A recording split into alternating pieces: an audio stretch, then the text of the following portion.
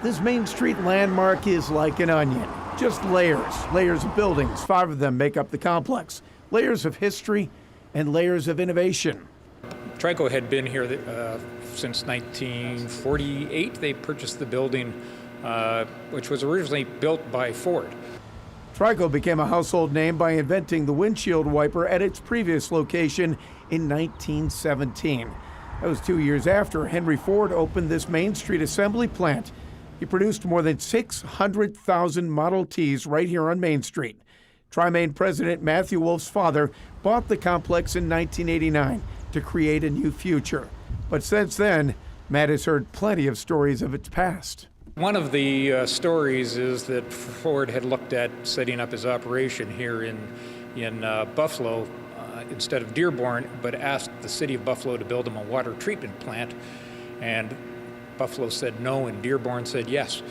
Another important piece of the Tri-Main history is when Bell Aircraft leased the building for a top-secret project, designing and building the P-59 Aerocomet. They built the first propellerless plane in the U.S., or jet plane as we'd call it today. That's right, the first U.S. jet was made right here.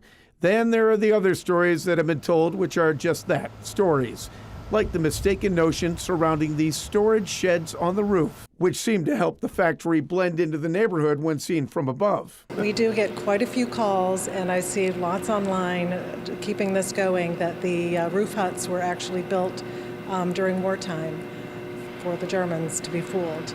It's not true. That part of the building was not built until 1948.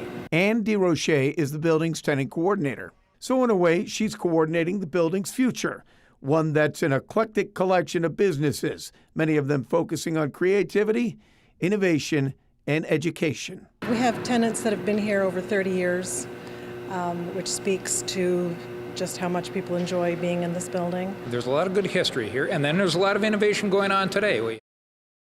It sure is, and as we know, the Tri-Main building has undergone decades of rehabilitation, but now it's more than 95% occupied. Yeah, that's right, and some of their tenants range from UPS to arts organizations.